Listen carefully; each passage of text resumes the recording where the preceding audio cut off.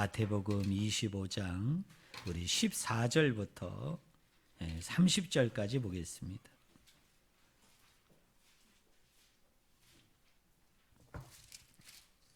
제가 가지고 있는 성경책은 신약성경 43쪽입니다.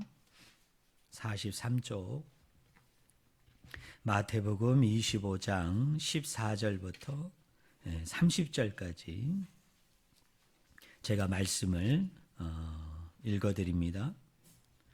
마태복음 25장 14절 30절 제가 읽습니다.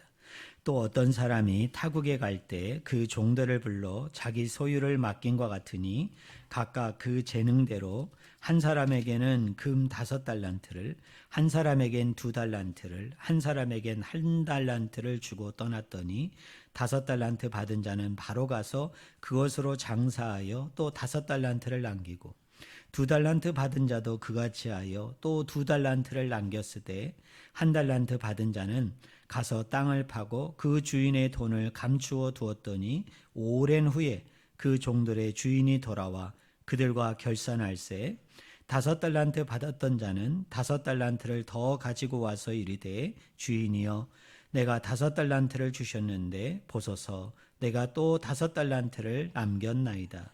그 주인이 이르되 잘하였도다. 착하고 충성된 종아 네가 적은 일에 충성하였음에 내가 많은 것을 내게 맡기리니 내 주인의 즐거움에 참여할지어다 하고 2달란트 받았던 자도 와서 이르되 주인이여 내게 2달란트를 주셨는데 보소서 내가 또 2달란트를 남겼나이다. 그 주인이 이르되 잘하였도다. 착하고 충성된 종아 네가 적은 일에 충성하였음에 내가 많은 것을 내게 맡기리니 내 주인의 즐거움에 참여할지어다 하고 1달란트 받았던 자는 와서 이르되 주인이여 당신은 굳은 사람이라 심지 않는 데서 거두고 해치지 않는 데서 모으는 줄을 내가 알았으므로 두려워하여 나가서 당신의 달란트를 땅에 감추어 두었었나이다. 보소서 당신의 것을 가지셨나이다. 그 주인이 대답하여 이르되 악하고 게으른 종아 나는 심지 않는 데서 거두고 해치지 않는 데서 모으는 줄로 네가 알았느냐. 그러면 네가 마땅히 내 돈을 취리하는 자들에게나 맡겼다가 내가 돌아와서 내 원금과 이자를 받게 하였을 것이니라 하고 그에게서 그 1달란트를 빼앗아 10달란트 가진 자에게 주라. 무릇 있는 자는 받아 풍족하게 되고 없는 자는 그 있는 것까지 빼앗기리라. 이 무익한 종을 바깥 어두운 데로 내쫓으라. 거기서 슬피 울며 이를 갈리라 하니라. 아멘. 오늘 같이 읽은 본문 말씀을 가지고 우리 제목 한번 같이 읽어볼까요? 제목 같이 읽겠습니다. 누가 착하고 충성된 종인가? 누가 착하고 충성된 종인가? 라는 제목으로 같이 하나님의 말씀을 나누기를 원합니다. 마태복음 25장에는 3가지 비유가 나옵니다. 이미 첫 번째 비유는 지금으로부터 한 2달 전인가요? 제가 설교한 기억이 납니다. 마태복음 25장 1절부터 13절에 보면은 무슨 비유입니까? 열처녀의 비유가 나옵니다. 그리고 오늘 본문을 많은 성경학자들은 무슨 비유라고 얘기합니까? 달란트 비유다 이렇게 얘기합니다. 아마 우리 성도님들도 달란트 비유는 한 번쯤은 다 들어보셨을 거예요. 그리고 이제 제가 다음 주에 살펴보기를 원하는 비유인데요. 마태복음 25장 31절부터 마지막 절까지는 무슨 비유입니까? 우리 한번 따라해 보실래요? 양과 염소의 비유. 양과 염소의 비유입니다. 그런데요, 성경 안에 보면 이렇게 마태복음 25장처럼 장 하나 전체가 예수님의 몇 가지 비유를 말씀하고 있는 그런 장들이 이 공간복음서, 사복음서에 보면은 소개가 되어지죠. 우리 성도님들 생각나는 장이 있습니까? 예수님의 많게는 서너 가지 가장 많을 때는 7가지 비유가 한 장에 다 담겨 있는 장이 몇 장이 있죠? 특별히 마태복음을 보면 마태복음 13장을 보면 씨 뿌리는 자의 비유, 겨자씨 비유, 또 누룩의 비유, 진주를 찾아다니는 장사의 비유, 그물의 비유 하면서 무려 그 13장 안에는 천국과 관련된 7가지의 비유가 다 그 장 속에 여러분 담겨 있는 것을 알 수 있어요.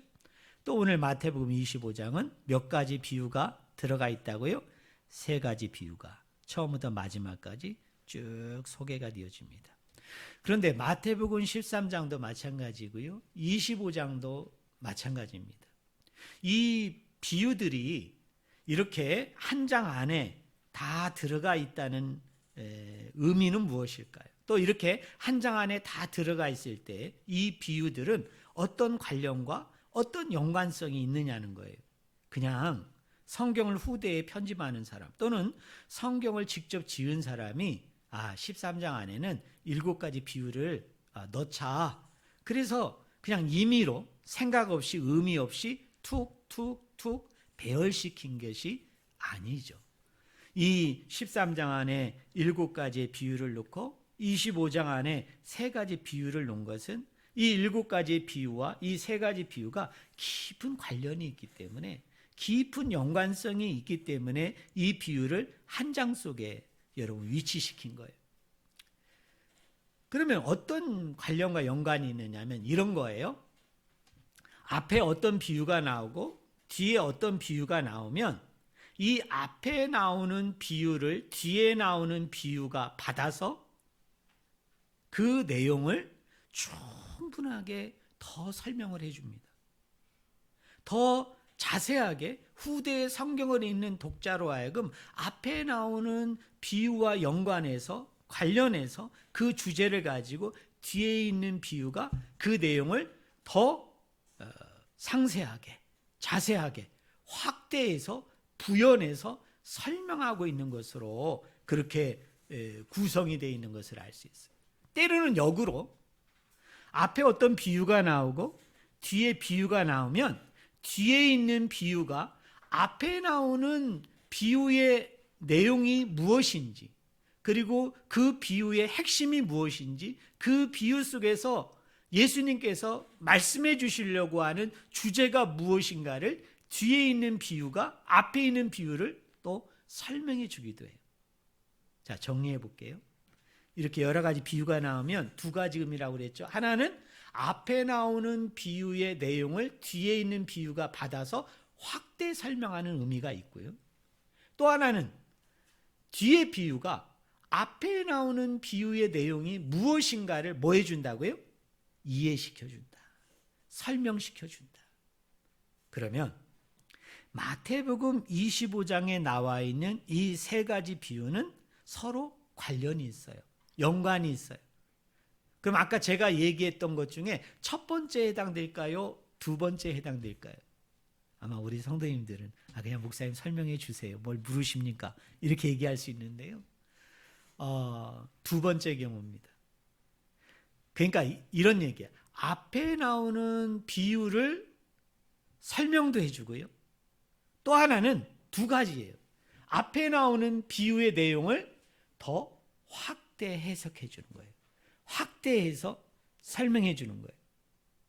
그러면 달란트의 비유를 이해할 때 우리가 구조적으로 먼저 생각해야 되는 것은 뭐죠? 앞에 나오는 비유가 뭘 말하고 있는지를 알아야 달란트의 비유는 어차피 앞에 나오는 비유를 확대시켜주고 앞에 나오는 비유의 내용이 무엇인가를 설명해 주는 것이기 때문에 여러분이 앞에 나오는 비유를 무시하고 달란트 비유만 딱 끄집어내서 생각하면 저자가 의도하는 거와 맞다 틀리다? 틀린 거예요. 자칫 잘못하면 자의적인 해석이 되는 거예요. 내 해석이 되는 거예요.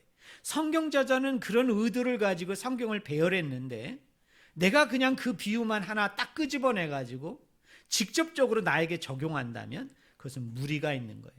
어려움이 있는 거예요. 자, 그러면 2달 전에 제가 여러분에게 설명했던 열처녀의 비유를 여러분 기억하고 있는지 모르겠어요. 그런데 오늘 이것을 다 설명하려면 제 설교 시간이 한 2-3시간이 돼야 되기 때문에 핵심만 이야기할게요. 자, 열처녀 비유가 이야기하려고 하는, 특별히 뒤에 달란트의 비유와 관련시켜서 우리가 봐야 되는 핵심적인 주제 하나는 뭐냐면 이것입니다. 우리 마태복음 25장 13절을 보세요. 자, 열처녀 비유의 마지막을 어떻게 끝냅니까? 자, 25장 13절 같이 읽겠습니다. 그런즉 깨어 있으라. 너희는 그날과 그때를 알지 못하느니라. 그러니까 이런 것이군요. 열처녀의 비유에 있어서 달란트의 비유와 연관해서 관련해서 우리가 한 가지를 알 수 있어요. 그게 뭐냐면 따라하겠습니다. 깨어 있으라. 네, 마지막 때, 종말의 때에 미련한 5 처녀처럼 등불은 준비했는데 기름을 준비하지 않는 거죠. 그런데 슬기로운 5 처녀는 어때요? 등불도 준비하고 뭐도 준비했어요? 기름도 준비해서 신랑이 더디 왔지만 마침내 신랑이 오게 되어졌을 때 그 혼인잔치에 함께하게 되어지잖아요. 그 이야기를 쭉 하고 난 이후에 마지막 절에 뭐라고 얘기하느냐면 깨어있으라. 깨어있어라. 왜 깨어있어야 됩니까? 주인이, 신랑이 언제 올지 안다 모른다? 언제 올지 모른다는 거예요. 그 신랑은 예수님을 이야기하죠. 마지막 종말의 때가 되어지면 예수님이 이 땅에 재림하게 되어짐을 통해 최종적인 심판을 행하게 되어질 때인데 그 시와 그때는 아버지만 아신다. 누구도 모른다고 그랬어요? 아들인 예수도 모른다. 그러니 너희가 그날과 그 시를 알지 못하기 때문에 언제 올지 모르기 때문에 24장에 보면 도적같이 온다고 그랬잖아요. 도적같이 오기 때문에 항상 자지 말고 뭐하고 있어야 된다? 깨어 있어야 돼요. 준비하고 있어야 돼요. 그리고 난 후에 달란트 비유를 얘기하는 거예요. 그럼 달란트 비유는 뭐에 대한 설명입니까? 깨어 있다라고 얘기할 때 도대체 깨어 있다라는 게 무엇인지를 설명해 주고 있는 게 뭐일까요? 달란트의 비유예요. 이해되십니까? 그래야 연결이 되는 거예요. 연결이 자연스럽게. 그 다음에 뒤에 나오는 다음 주에 설교하겠습니다만 양과 염소의 비유는 또 뭐를 설명하느냐면 달란트 비유에서 얘기했던 내용을 더 확대시키는 거예요. 더 상세하게 설명하는 거예요. 그러면 제가 조금 이따 설명하겠습니다만 달란트의 비유의 오늘 설교 제목이 뭡니까? 한번 우리 같이 읽어볼까요? 준비 시작. 누가 착하고 충성된 종인가? 누가 착하고 충성된 종인가? 왜 우리가 착하고 충성된 종이 되어져야 됩니까? 역시 주인이 부재일 때, 주인이 없을 때. 자, 예수 그리스도의 재림을 앙망하고 기다리는 자들이 이 땅을 살아가면서 어떻게 하면은 착하고 어떻게 하면은 충성된 종의 모습을 가지고 살아야 되는지 그거에 대해서 더 상세하게, 더 자세하게, 쉽게 얘기하면 디테일하게 설명하는 게 이런 거예요. 착하고 충성스럽게 산다는 게 그럼 뭐를 얘기하는 건가? 그거는 달란트 비유에서 얘기하려는 요지가 아니고 그거는 저자가 어디에서 얘기합니까? 저 뒤에 양과 염소의 비유에 가서 오늘 현대를 살아가는 이 말세를 살아가는 저와 여러분들이 착하고 충성된 종이 돼야 되는데 그러면 착하고 충성된 종이라고 얘기할 때 뭐가 착한 일이고 뭐가 충성된 일인가는 어디에서 얘기한다? 양과 염소의 비유에서 얘기한다. 그럼 달란트의 비유는 뭐라고 얘기했어요?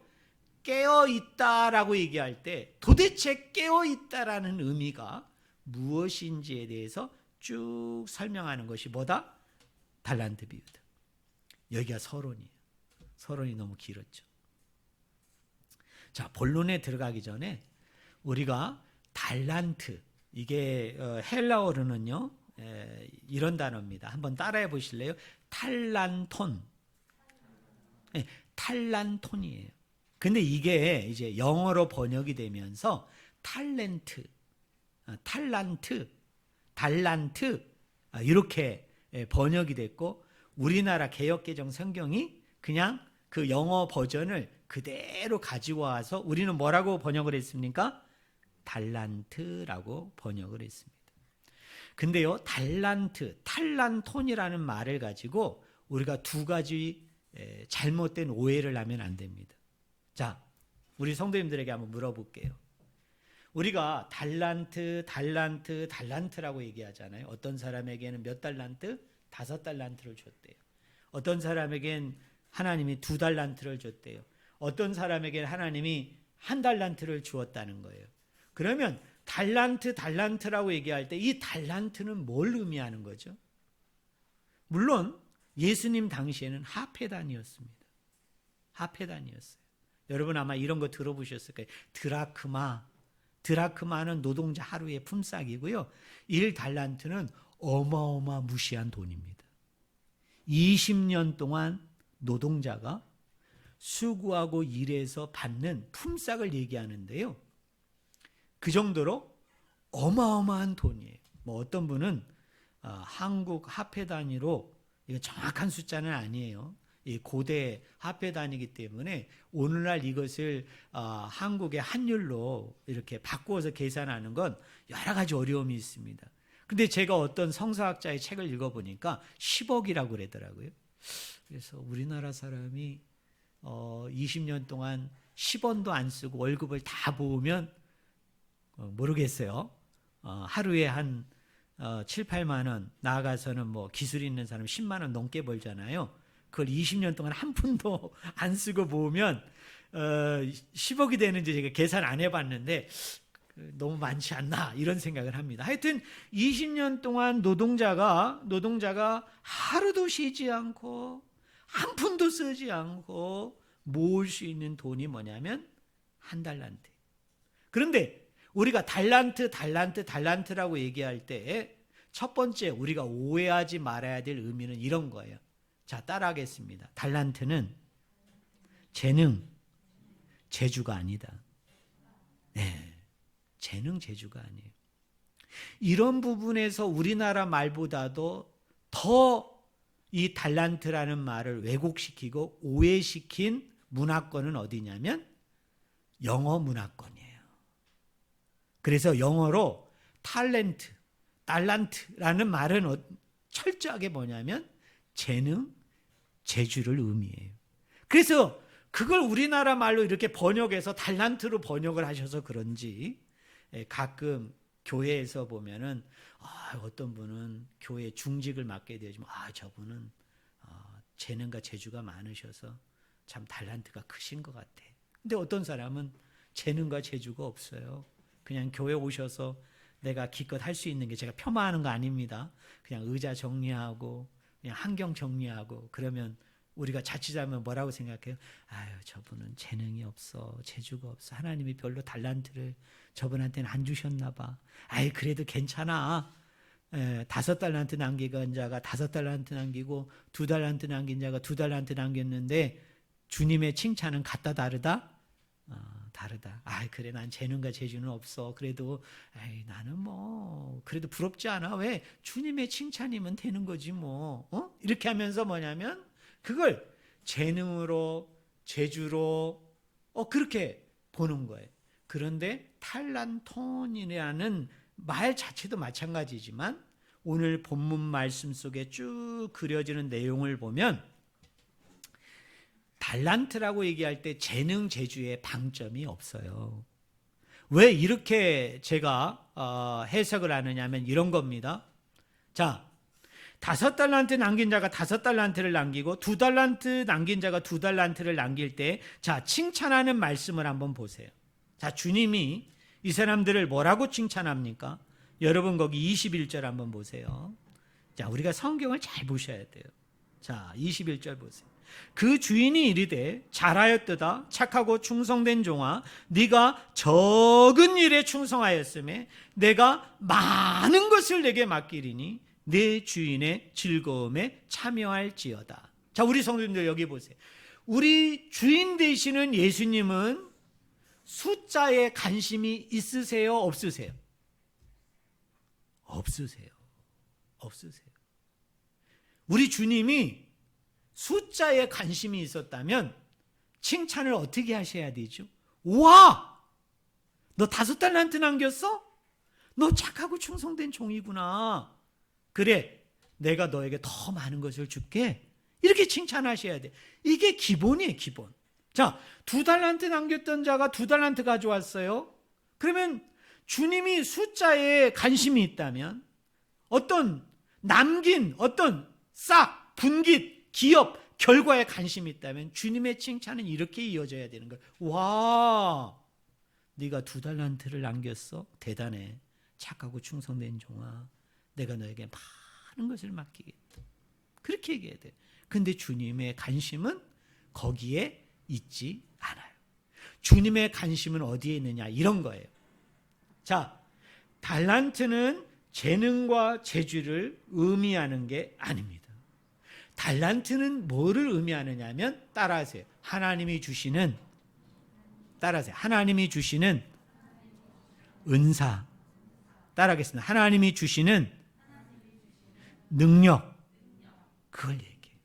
하나님이 우리에게 주시는 은혜, 하나님이 우리에게 주시는 사랑을 이야기합니다. 그러면서 주님의 모든 관심은 어디에 집중이 되느냐면, 내가 부재할 때, 내가 없을 때, 네가 이런 능력과 이런 은사와 이런 사랑과 은혜를 받았는데 그거에 대해서 네가 뭐를 다하는가를 주님은 보고 계세요. 따라하겠습니다. 책임을 다하느냐, 책임을 다하느냐. 네.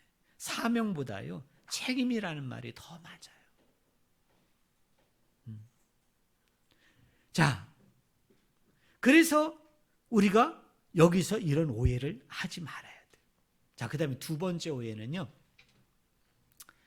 5달란트와 2달란트와 1달란트를 우리는 비교하잖아요. 1달란트보다는 2달란트가 많고 2달란트보다는 5달란트가 많다고 우린 비교하잖아요. 그런데 주님의 관심은 거기에 있지 않아요. 제가 얘기했죠. 1달란트가 어느 정도의 화폐라고요? 노동자가 몇 년 동안? 20년 동안. 그래요. 우리 성재가 잘 얘기했어요. 20년 동안 뭐죠? 품삯을 받아서 한 푼도 쓰지 않고 매일같이 일해서 모아야 되는 돈이에요. 그럼 우리 성도님들에게 물어봅시다. 우리에게는 1달란트도 어마무시한 돈입니까? 제가 어마무시하다고 그래서 미안해요. 그냥 재미나게 하기 위해서 하는 거예요. 1달란트는 나에게, 여러분 만약에 주님이 여러분에게 자, 1달란트 해당 분량의 은사를 주셨어요. 1달란트 분량의 능력을 주셨어요. 1달란트 분량의 은혜를 주셨다고요. 1달란트 분량의 사랑을 주셨다라고 얘기할 때 이 1달란트 받은 자가 5달란트와 2달란트를 받으면서 막 배 아파했을까요? 아니 주님, 어째서 나한테 이럴 수 있습니까? 재능과 재주도 아니고 하나님의 은혜라면서요, 하나님의 사랑이라면서요, 하나님의 능력이고 하나님의 권세라면서요, 아니 나는 왜 1달란트고 저 녀석은 왜 5달란트고 2달란트입니까? 편애하시는 겁니까? 이렇게 생각했을까요? 아니에요. 이 비유에서 얘기하려는 건 뭐냐면 5달란트나 2달란트나 1달란트나 그 사람이 가지고 있는 능력을 뛰어넘는, 그 사람이 가져갈 수 있는, 받을 수 있는 것을 훨씬 비교도 안 되는 뛰어난 금액을 주었기 때문에 그것 자체가 뭐예요? 기쁨이고 그것 자체가 즐거움이고, 거기서 비교한다는 것은 말도 안 된다는 얘기예요. 그래서 이 비유에 보면 서로 불평합니까? 없어요. 원망합니까? 없어요. 그거 또 주인에 대해서 왜 나한테는 이러십니까? 라고 이 사람들이 얘기하지 않잖아요. 여러분, 예수님의 그 비유 중에 왜 그거 있잖아요. 오전 9시에 와서 일하고 12시에 와서 일하고 3시에 와서 일하고 5시에 와서 일했는데 주인이 그 품꾼들을 고용하면서 약속을 했잖아요. 내가 1데나리온을 주겠다. 그런데 아침에 와서 일한 사람이나 저녁에 와서 일한 사람을 똑같이 주니까 여기서는 불만이 터졌어요. 먼저 와서 일한 사람들이 왜 나에게 1데나리온을 주느냐? 왜 불만을 가졌을까요? 그 사람들한테 만약에 1달란트 줬다고 그러면 저는 춤추고 기뻐서 돌아갔을 거예요. 남이 5달란트, 2달란트 받는 거 관심 없어요. 왜? 내가 일한 거에 비하면, 내가 수고한 거에 비하면 주님이 주신 능력, 주님이 주신 권세, 주님이 주신 사랑, 은혜는 비교할 수 없도록 엄청나고 큰 것이기 때문에 뭐예요? 그냥 감사 그 자체인 거죠. 자, 이 오해의 두 가지를 불식하고 오늘 비유를 우리가 한번 살펴보기를 원합니다. 자, 우리 성도님들에게 한번 물어볼게요. 오늘 달란트의 비유에서 주인공은 누구일까요? 주인공. 우리 드라마 보면, 영화 보면 여러분, 주인공이 되려면 예뻐야죠. 그죠? 예뻐야 돼요. 뭐 그런 거 차원을 떠나서 여러분, 못생겨도 저 사람 주인공 맞아. 뭘 보면 알 수 있어요. 여러분, 배우야. 감독이 막 불렀어. 그랬더니 대본을 나눠준 거예요. 그 대본을 내가 딱 보는 순간에 어머, 내가 주연이야. 아니면 이런 거 있잖아요. 내가 조연이야. 여러 조연인데도 내가 가장 두드러진 조연이야. 뭘 알 수 있죠? 나오는 분량이 많은 사람이 주인공이죠. 대사가 가장 많은 사람이 주인공이죠. 그럼 오늘 달란트 비유에서 주인공은 누굽니까? 1달란트 받은 자예요. 5달란트가 아니에요. 2달란트가 아니에요. 주인공은 1달란트 받은 사람. 왜? 주인하고 가장 많은 대화를 나눕니다. 그 다음, 조연 중에 가장 빛이 나는 조연은 누굽니까? 주인이죠. 주인은 주인공이 아니에요. 딱 한 명의 조연밖에 안 나와요. 그게 누굽니까? 주인이에요. 그래서 이 비유를 풀 수 있는 핵심 키는 5달란트, 2달란트 주인 사이에 나누어진 대화보다는, 그것도 중요하지만 가장 핵심적인 풀 수 있는 키는 어디에 있습니까? 1달란트 받은 자와 주인 간의 대화를 살펴보면 되는 겁니다. 자, 첫 번째 대화를 볼까요? 여러분 24절을 한번 보세요. 24절. 자, 24절 같이 읽겠습니다. 1달란트 받았던 자는 와서 이르되 주인이여 당신은 굳은 사람이라 심지 않는 데서 거두고 해치지 않는 데서 모으는 줄을 내가 알았으므로입니다. 자, 1달란트 받은 사람은 주인을 어떻게 이해했다고요? 한번 따라하겠습니다. 굳은 사람이라. 예, 굳은 사람이라. 그러면서 뒤에 뭐라고 얘기합니까? 심지 않는 데서 거두고 해치지 않는 데서 모으는 줄을 내가 알았다라고 얘기합니다. 이 말을 제가 풀어서 여러분이 이해하기 쉬운 말로 제가 말씀드릴게요. 자, 심지 않는 데서 거두고 해치지 않는 데서 모으는 사람, 이게 무슨 뜻이냐면 이런 거예요. 자기는 별로 노력하지 않고 거두어 드리는 사람. 이렇게 표현하면 맞을까요? 여러분 회사 오너가 그런 사람 아니에요 혹시? 종업원들은 죽어라고 시키고 죽어라고 시키고. 자기는 회사에 와서 결제만 하잖아. 결제만 하고. 책임질 때는 또 책임 안 지고 뒤로 쑥 빠지고 뭐예요? 몇 사람 아래 선에서 해결하는 것으로 그 책임을 회피하고 모면하는. 지금 누가 그렇게 얘기하고 있는 거예요? 1달란트 받은 사람이 주인한테 얘기하는 거예요. 사실 우리 주인은 뭐 우리처럼 새벽에부터 일어나서 저녁 때까지 막 노력하고 막 힘쓰고 애쓰는 건 누가 다 해요? 종들이 하고. 주인은 거둬들이는 때 돈, 그 뭔가를 매매하거나 꿔준 돈의 이자를 받는 그때만 살짝 나타나가지고 그것만 딱 챙기는 그런 사람이라는 거예요. 또 어떤 사람이냐면 이런 거예요. 자기는 별로 노력하지 않고 종을 수고시켜가지고 얻으려 하는 사람. 이익을 얻으려 하는 사람이 아닌가. 그게 굳은 사람이에요. 자, 이런 주인에 대한 이해를 가진 종은 어떤 행동을 합니까? 5달란트, 2달란트 받은 자는 장사를 해서 이익을 남겼지만 이 사람은 어때요? 별로 장사하고 싶지 않아요. 별로 이익을 내고 싶지 않아요. 우리 직장 안에서 우리 모습하고 똑같은 거 아닌가요?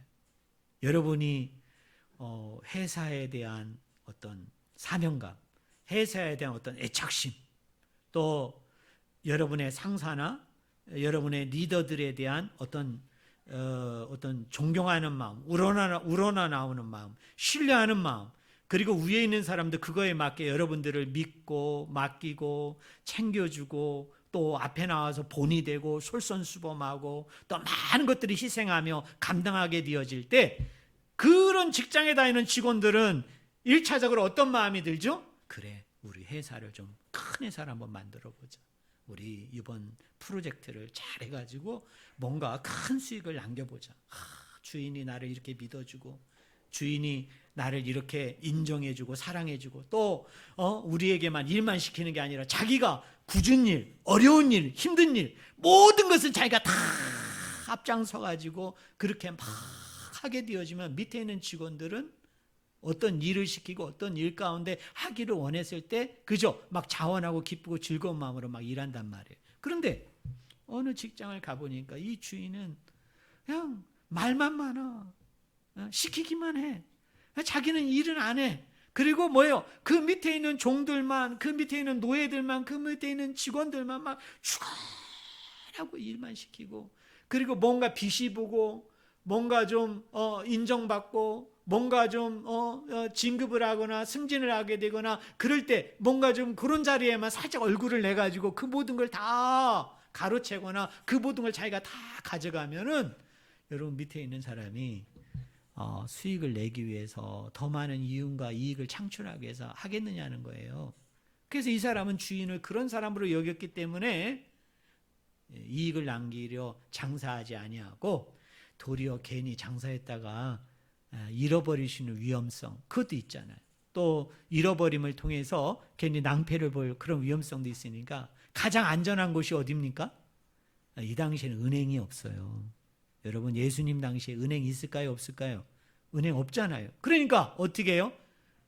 옛날 우리 옛날 고대사 보면 다 땅에다가 막 금은부치 심고 자기 집안 그 구두장 밑에다가 막 하기도 하잖아요. 그래서 땅에 묻었다가 주인이 왔을 때 그 달란트를 그대로 내보이는 거예요. 자, 이런 종에 대해서 주인은 뭐라고 반응을 합니까? 26절을 한번 보세요. 26절 같이 읽겠습니다. 그 주인이 대답하여 이르되 악하고 게으른 종아, 나는 심지 않는 데서 거두고 해치지 않는 데서 모으는 줄로 네가 알았느냐? 이 질문은 긍정적인 질문입니까?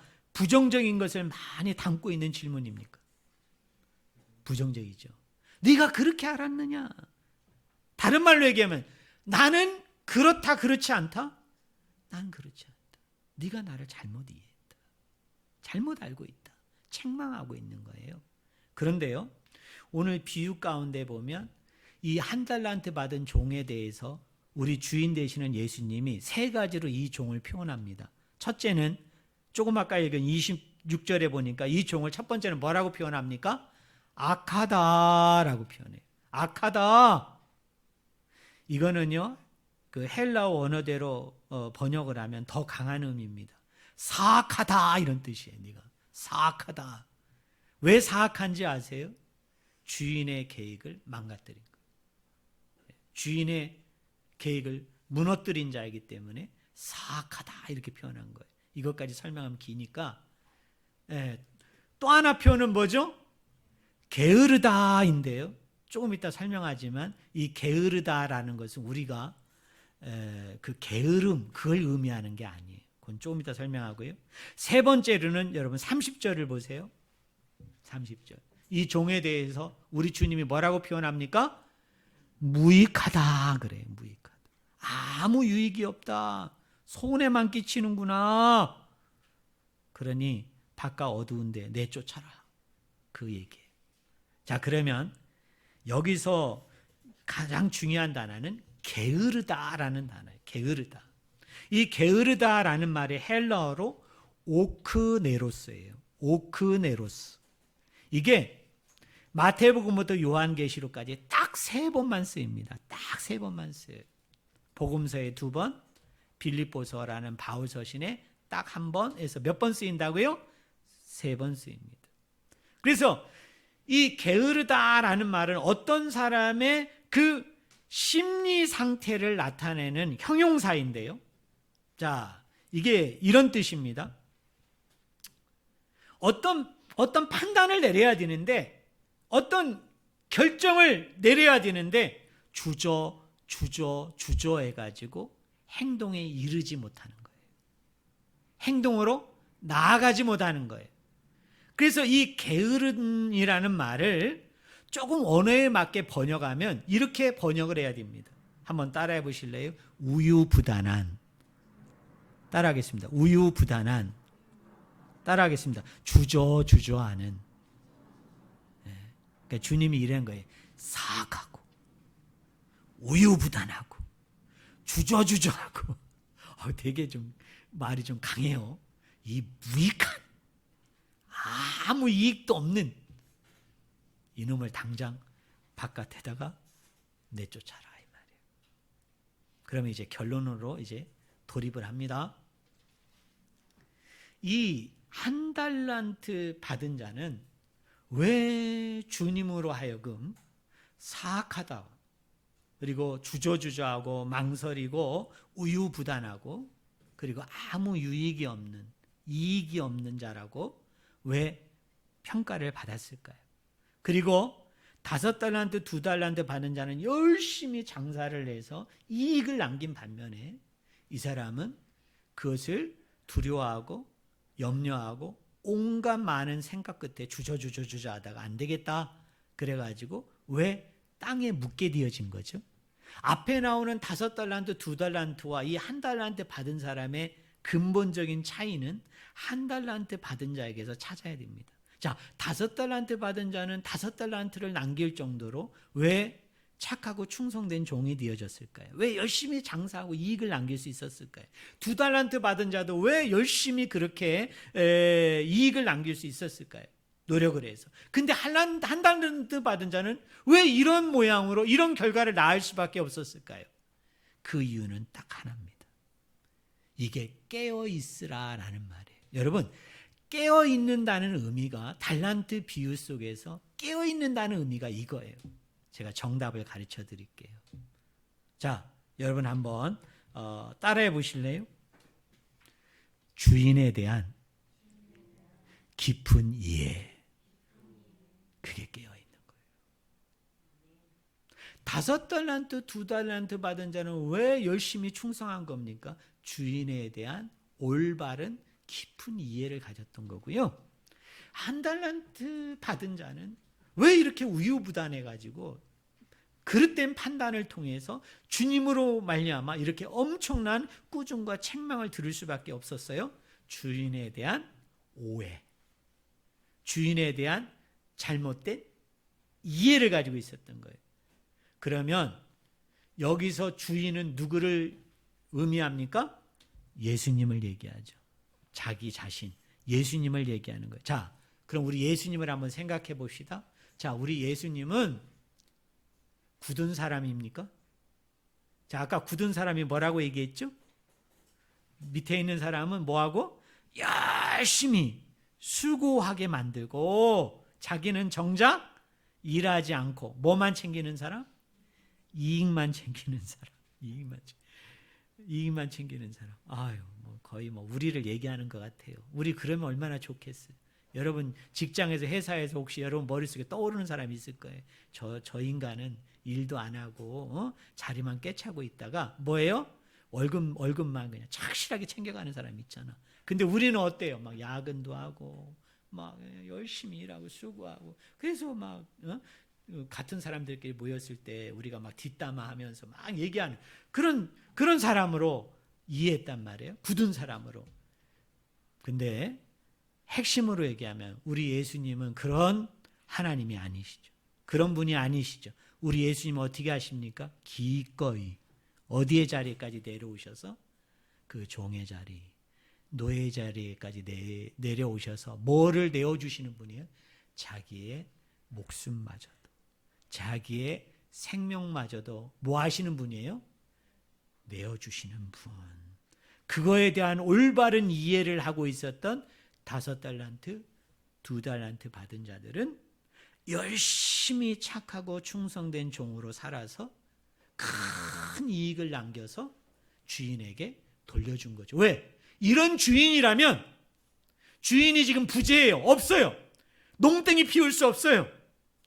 이 시간 야 여태까지 힘들었는데 야 주인도 없다. 야 우리끼리 좀 서로 좀 이렇게 보완해가지고 좀 쉬자. 이럴 수 없어요. 왜? 우리를 위해서 목숨마저도 내놓는 주인이었고 정말 목숨을 내놓았던 주인이었기 때문에 주인이 있을 때도 착하고 충성된 종이었지만 주인이 부재시 없는 가운데 속에서도 착하고 충성된 종으로서 살 수 있었던 것은 그 주인에 대한 이런 깊은 이해, 그리고 그 이해를 바탕으로 한 말로 다 할 수 없는 감사가 있었기 때문에, 감격이 있었기 때문에 주인이 보든 안 보든, 주인이 있든 없든 그건 상관없어.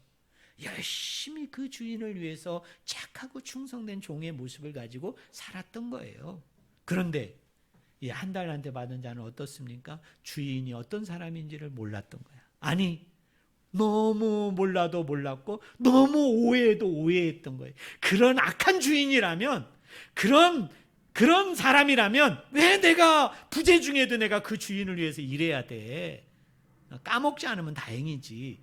그래서 땅에 묻었던 거예요. 그런데 이 1달란트 받은 자도 역으로 얘기하면 그런 주인을 이 종이 제대로 이해했고 그거에 대한 깊은 감사하고 사랑하는 마음이 있었다면 절대로 이렇게 하지 않았겠죠. 그래서 열처녀 비유에서 미련한 5처녀는 등불은 준비했는데 기름이 없어. 슬기로운 5처녀는 등불과 기름을 다 준비했어요. 그 이야기를 쭉 하시고 난 후에 예수님이 마지막 결론부에 뭐예요? 깨어있으라, 깨어있으라. 깨어있는다는 말은 다른 말이 아니에요. 주님을 깊이 아는 가운데, 주님을 깊이 이해하는 가운데 착하고 충성된 종의 모습을 가지고 하나님 안에서 살아내는 것, 그게 깨어있는 거예요. 그럼 우리 성도님들이 그 다음 질문을 해야 되죠. 그럼 도대체 착하고 충성되다라고 얘기할 때 우리가 착하고 충성된 자로 살아야 되잖아요. 그럼 도대체 착하고 충성된 자로 산다는 건 또 구체적으로 뭔가, 그건 어디에서 얘기한다? 양과 염소의 비유에서 예수님이 설명함으로 이 전체의 주제를 어떻게 하는 거예요? 3가지 비유를 통해서 마무리하고 있는 게 예수님의 핵심입니다. 사랑하는 성도 여러분, 우리는 마지막 종말의 때를 살아가고 있습니다. 어떤 의미에서 지금 예수님의 영이신 성령님은 우리 안에 와 계시지만 지금 이 지상에는 예수님이 현재 부재 중에 계시죠. 마지막 날 최종적인 심판 때 예수님이 이 땅에 재림주로 어떻게 해요? 오실 것을 저와 여러분이 믿습니다. 근데 이때 뭐 하는 자가 돼야 돼요? 깨어있는 자가 돼야 돼요. 자, 깨어있는 자가 되기 위해서는 어떻게 해야 됩니까? 여러분을, 주님을 깊이 아셔야 돼요. 깊이 아는 가운데 그분의 은혜, 그분의 사랑, 능력을 우리가 체험하는 가운데 착하고 충성된 종의 모습을 가지고 온전히 살아가는 저와 여러분이 되기를 주의 이름으로 간절히 축원을 드립니다. 기도하겠습니다.